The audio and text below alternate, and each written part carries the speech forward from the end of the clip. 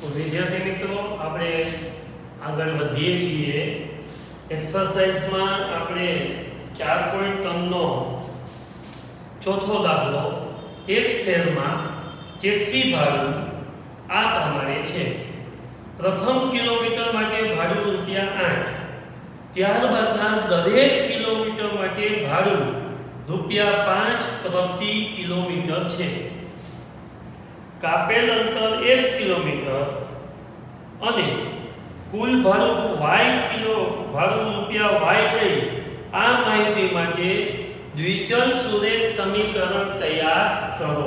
તો જો તમે ધારો કે કાપેલ કુલ કિલોમીટર x કિલોમીટર અને ચૂકવેલ ભાડું y રૂપિયા. હવે પહેલું કિલોમીટર માટે 8 રૂપિયા છે એવું કીધું છે ને. પ્રથમ કિલોમીટર માટે ભાડું 8 રૂપિયા. તો બાકીનો દરેક કિલોમીટર માટે શું? તો કે પ્રથમ કિલોમીટર માટે ભાડું 8 રૂપિયા. તો પછીના દરેક કિલોમીટર માટે ભાડું કેટલું થશે? તો કે ત્યાર પછીના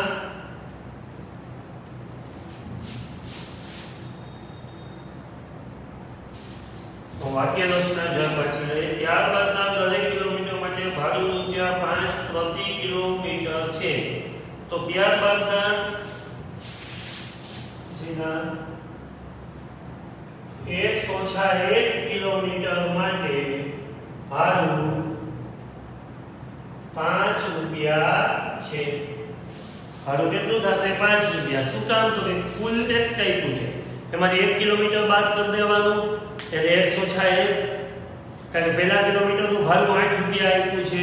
તો ઈ પહેલા કિલોમીટર પછીના બધા કિલોમીટર કારણ કે 6 કિલોમીટર કાપ્યા હોય તો 6 કિલોમીટરથી પહેલા કિલોમીટર માટે ₹8 તો એટલે બાકીનું ભાડું કેટલા રૂપિયા? બાકીના કેટલા વધ્યા? 5 થયા. તો 5 કિલોમીટરનું ₹5 લેખે ભાડું ચૂકવવાનું. સમજજો, મારી વાત સમજજો. આ x - 1 શું કામ કર્યા? એટલે કુલ કાપેલું કિલોમીટર x થઈ રહ્યું આપણે. પહેલા કિલોમીટર માટે ₹8 ચૂકવે છે. તો 6 કિલોમીટર કાપ્યું એટલે x બરાબર 6 થયા. એમાંથી પહેલા કિલોમીટરના 8 તો બાકી કેટલા વધ્યા? 5 કિલોમીટર. તો 5 એટલે તો કે 6 - 1 તો અહીંયા x થયું છે. તો x - 1 કિલોમીટર માટે ભાડું કેટલું છે? ₹5. હવે આપણે જોઈએ એને ભાઈ આથી કુલ ભાડું કેટલું થશે? તો આથી કુલ ભાડું બરાબર 8 + 5 (x - 1) કુલ ભાડું કીધું છે કેટલું? y રૂપિયા. તો y બરાબર 8 + 5x - 5 એટલે y બરાબર 5x + 3. y બરાબર શું થઈ ગયું? 5x + 3. હવે આનો ગ્રાફ દોરવાનો છે. હવે આના ત્રણ ઘટકો મેળવીએ એટલે આપણને ખબર પડી જશે કે શું થાય છે. y બરાબર 5x + 3. જો ત્રણ ઘટકો મેળવીએ x અને y, પછી ગ્રાફની સાઈઝ નક્કી કરવી પડશે. 0 કિલોમીટર તો લખાશે તે પહેલા કિલોમીટર માટે 8 છે એટલે 1 કિલોમીટર. તો y બરાબર 5 (1 + 3) 5 + 3 એટલે 8 કિલોમીટર. માઈનસમાં ન હોય કોઈ દિવસ. 2 5 (2 + 3) 10 + 3 એટલે 13. 3 y બરાબર 5 (3 + 3) 18. 5 × 15 ને 3 18. તો હવે આનો ગ્રાફ કેમ દોરવો? કારણ કે આ તો બહુ અઘરું થઈ પડે. તો કઈ જરૂરી નથી કે આપણે ગ્રાફમાં બરાબર વચ્ચોવચ જ લઈએ. આપણે આમ પણ લઈ શકીએ. કારણ કે આમાં માઈનસ ને કોઈ અવકાશ નથી, માઈનસ ને કોઈ અવકાશ નથી. તો અહીંયા x અક્ષ ઉપર તો 1 2 3 ની જ જરૂર છે. 1 2 3. y અક્ષ ઉપર 18 સુધી છે. તો તમે 1 સેન્ટીમીટર લઈ લો તો 18 થઈ જશે. 1 2 3 4 5 6 7 8 9 10 11 12 13 14 15 16 15 નહીં 16 આવે 17 અને 18. ચાલો 1 એ 8 આ 1 એ 8 2 એ 13 આ 2 13 તમારે તો એક્ઝેક્ટ સીધો આવશે 3 એ 18 આપણે માની લઈએ કે અહીંયા આવે છે 18 આ 3 ઉપર જ હશે.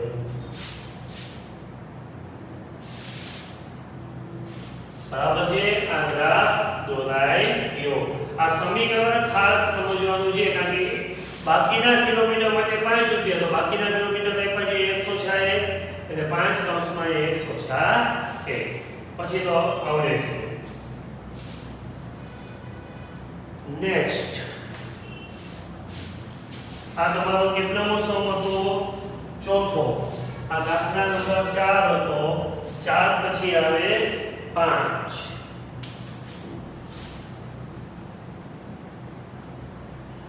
બનશે તો આજે આપણે કમ્પ્લીટ કરી નાખી.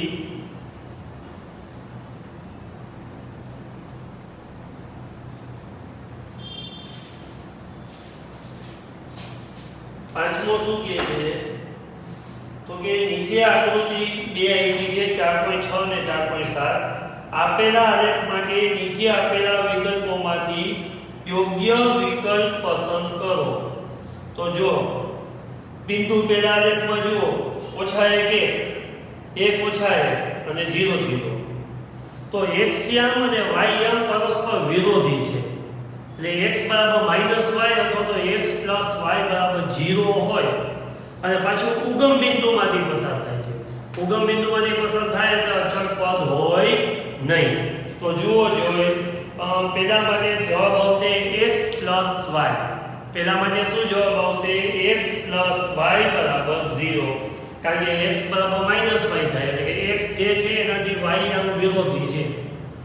એટલે પેલામાં આવશે x y બરાબર 0. બીજામાં જોઈએ -1 3 0 2 ને 2 0. તો એમાં કયું સમીકરણ આવશે? તો તમારે વારાફરતી બધામાં કિંમત મૂકવી પડે. જો માલુમ માનશો તો ત્રીજો વિકલ્પ y બરાબર -x 2 એમાં તમે આ ત્રણેય કિંમત મૂકશો તો જવાબ આવી જશે. દાખલા તરીકે ત્રીજા ચોથામાં બીજો છે એમાં y બરાબર -x 2. જો એમાં કિંમત મૂકી y + x બરાબર 2. જો પેલું બિંદુ શું છે? ઓછા 1 3. x યામ ઓછા 1 અને y યામ 3 એટલે બે જવાબ આવી ગયો. પછી 1 2 કે 0 2 શું છે? 0 2. તો y0 x0 0 2 એટલે y2 + 0 તો બે જવાબ આવી ગયો. પછી 2 0 એટલે x2 + y0 એટલે બે જવાબ આવી ગયો. સમજ પડી ગઈ? તો આ દાખલો પણ પૂરો છે. પાછળ હા લે હજી તો છે 6. છઠ્ઠો દાખલો વિજ્ઞાન ઉપર આધારિત છે. ધ્યાન આપજો. છઠ્ઠો દાખલો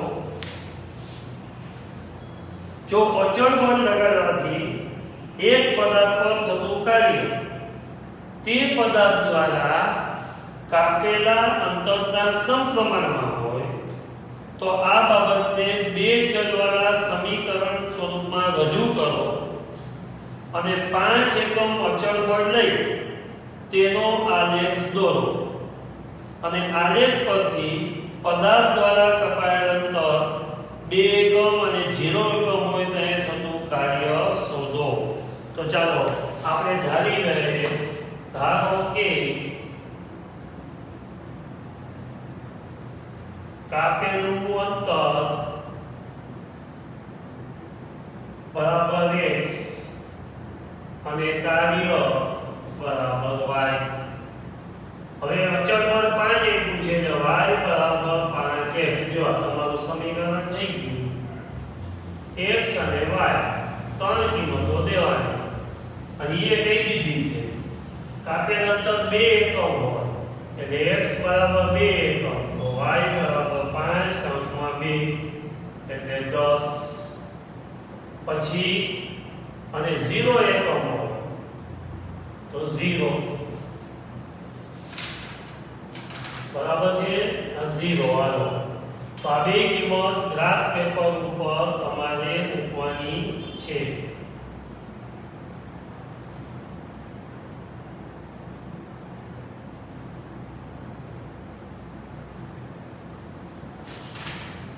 કે આગળ એ દોરવાનું કીધું છે. અચ્છા આલેખ દોરો અને આના પરથી થતા કાર્ય દ્વારા કાપેલું અંતર શોધો.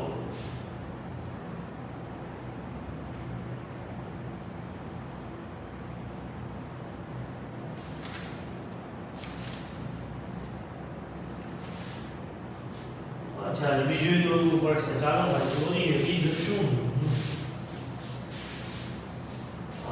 y અક્ષ ઉપર 10 સુધી જોઈ છે. ભાઈ એક ધારીએ, એક ધારો તો કેટલું આવે છે x અને y.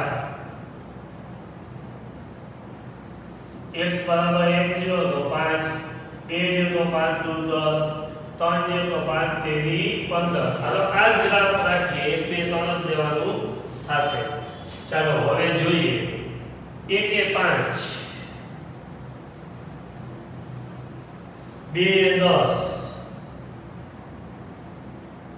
3 એ 15. હવે જો આ ગ્રાફ પરથી તમારે કહેવાનું છે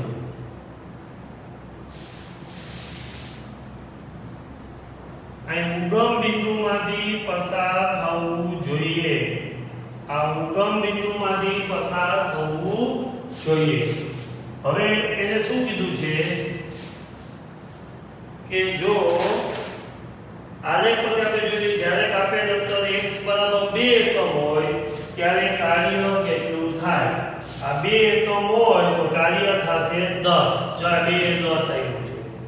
પછી ત્રીજું કાપેલ અંતર 0 એકમ હોય તો કાર્ય કેટલું થશે? 0. બરાબર, ત્યારે કાર્ય કેટલું થશે? 0. ચાલો આ પણ કમ્પ્લીટ થઈ ગયું. નેક્સ્ટ સમ.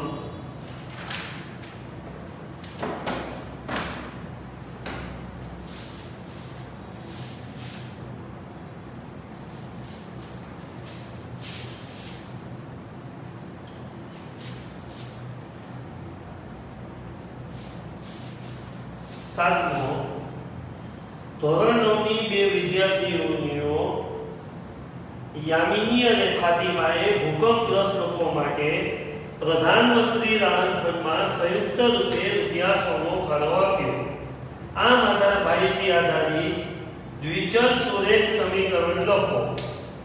ફાળાની રકમને x અને y લઈ શકો છો અને આલેખ દોરો. સારું વાક્યો. તો સૌથી પહેલા ધારી લઈએ. ધારો કે યામિનીએ આપેલ ફાળો x. ધારો કે યામિનીએ આપેલ ફાળો x રૂપિયા અને બીજું કોણ છે યામિનીની સાથે? યામિની અને ફાતિમા.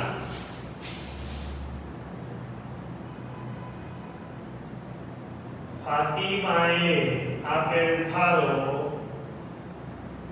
y રૂપિયા. x + y બરાબર 100. એટલે બે સંયુક્ત ફાળો કેટલો આપ્યો છે? x + y બરાબર 100. હવે પતિ ગયો આનો આલેખ દોરવાનો કીધો છે. y બરાબર 100 ઓછા x થાય. કિંમતો એવી ધારવાની કે આપણે પાછું ગ્રાફ પેપર ઉપર દર્શાવી શકીએ. દાખલા તરીકે x બરાબર 50 ધારો તો x 50 દર્શાવી શકશે. એ પછી ઉપાધિ થાય ને ભાઈ, આમાં દર્શાવવું જ પડશે. હાલો કરીએ. x 50 ધારીએ તો y બરાબર 100 ઓછા 50 એટલે 50. x ધારીએ 40 તો y બરાબર 100 ઓછા 40 એટલે 60. મીંડાવાળા ધારીએ. હવે 30 ધારીએ 100 ઓછા 30 એટલે 70. ચાલો આ ફેરવવા પડશે. ગ્રાફ આવો જ રાખીએ કારણ કે માઈનસ તો હોય નહીં. આ બિંદુ ફેરવી નાખીએ.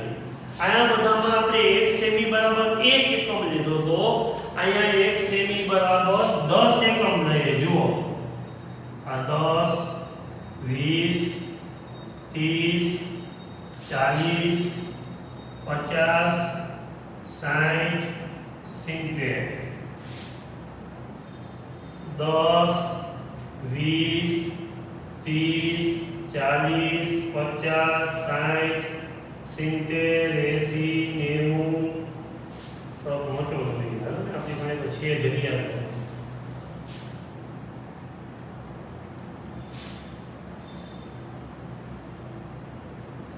दस 20 30 40 50 60 70 80 90 ને 100.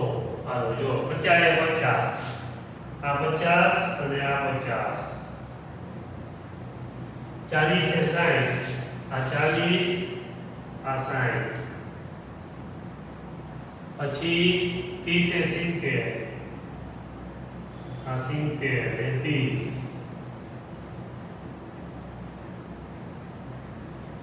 आयु देखा जब से तुझको देखा, रेखा આવી ગઈ બરાબર. હવે નેક્સ્ટ છેલ્લો દાખલો છે યુએસએ અને કેનેડા જેવા દેશોમાં તાપમાન. ભાઈ આ દાખલો બહુ આઈએમપી છે. મેં ભૂલથી તમને રિવિઝન ના કરાવ્યું હતું તો એક તાપમાન વાળો કરાવ્યો હતો, આના ઉપરથી જ હતો. જોઈએ, બહુ લાંબુ છે, ભલે આજે થઈ જાય એટલે આજે આ ચેપ્ટર કમ્પ્લીટ થઈ જાય. બરાબર, ગ્રાફ માટે બહુ અગત્યનો નથી હવે પછીનો દાખલો, પણ એમને બહુ અગત્યનો દાખલો છે. જોઈએ,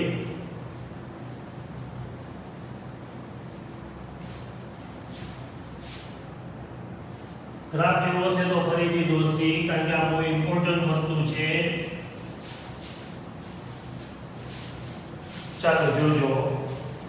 યુએસ અને કેનેડા જેવા દેશોમાં તાપમાન ફેરનહીટ એકમમાં મપાય છે, જ્યારે ભારત જેવા દેશમાં તાપમાન સેલ્સિયસમાં મપાય છે. આ બેનું રૂપાંતર એકબીજામાં કરતું સમીકરણ છે F બરાબર 9/5 C વત્તા 32, 9/5 C વત્તા 32. તો ઉપર દર્શાવેલ સુરેખ સમીકરણમાં y x અક્ષ પર સેલ્સિયસ અને y અક્ષ પર લઈ આલેખ દોરો.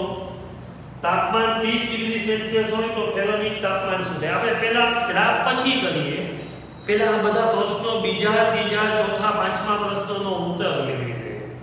તાપમાન 30 ડિગ્રી સેલ્સિયસ હોય તો c બરાબર 30. બીજા પ્રશ્ન c બરાબર 30 તો f બરાબર 9/5 ગુણ્યા 30 વત્તા 32, 5 6 30, 9 6 54 વત્તા 32, 4 ને 2 6, 5 ને 3 8 ફેરનહીટ બરાબર. પછી આ ડિગ્રી ફેરનહીટ. ત્રીજું, જો તાપમાન 95 ફેરનહીટ હોય, f બરાબર 95 ડિગ્રી ફેરનહીટ, તો s ગોતવા, સેલ્સિયસ ગોતવો. ચાલો 100 સૂત્ર આ જ છે f બરાબર 9 પંચમાંશ c વત્તા 32 9 પંચમાંશ c વત્તા 32 વત્તા 32 આ બાજુ આવે 95 ઓછા 32 9 પંચમાંશ c 9 માંથી 3 જાય તો 6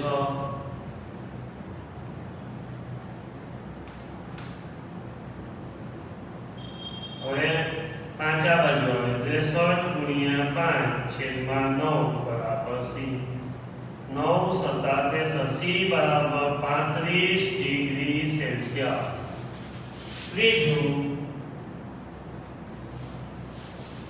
જો તાપમાન 0 ડિગ્રી સેલ્સિયસ હોય તો ફેરાનહીટ કે c બરાબર 0 ડિગ્રી તો f ગોતો f બરાબર 9 પંચમાંશ ગુણ્યા 0 વત્તા 32 0 વત્તા 32 f બરાબર 32 હવે ઊંધું c ગોતવાનું ને f બરાબર 0 માં જશે ને હા ચાલો 0 બરાબર 9 પંચમાંશ c વત્તા 32 minus 32 9 પંચમાંશ c minus 160/9 degree Celsius ચોથો પ્રશ્ન મોસ્ટ આઈએમપી છે ફેરનહીટ અને સેલ્સિયસ સંખ્યાત્મક રીતે સમાન હોય અને હોય તો તે શોધો ફેરનહીટ અને સેલ્સિયસ માપક્રમ સમાન ક્યારે હોય તો આપણે ધારો કે ફેરનહીટ માપક્રમ અને સેલ્સિયસ માપક્રમ બરાબર x સૂત્ર 9 પંચમાંશ c વત્તા 32 f એટલે x c એટલે x વત્તા 32 x વાળો ડૂચો એક બાજુ બરાબર 32 5 લસા 5x ઓછા 9x બરાબર 32 5 માં 9 જાય તો -4x બરાબર 32 ગુણ્યા 5 32 ગુણ્યા 5 છેદમાં 4 4 32 x બરાબર -40 ડિગ્રી સેલ્સિયસ હવે બધા લોકો આ જ સમીકરણમાં કિંમત મૂકી c ની કિંમત ધારી f ની કિંમત મેળવજો અને ગ્રાફ દોરજો એક કામ કરો હું તમને ત્રણ કિંમત મેળવી દઉં બસ પહેલા પ્રશ્નની ત્રણ કિંમત મેળવી દો f અને c અને f તો એને કીધું છે કે એને ક્યાં સૂત્ર લેવાનું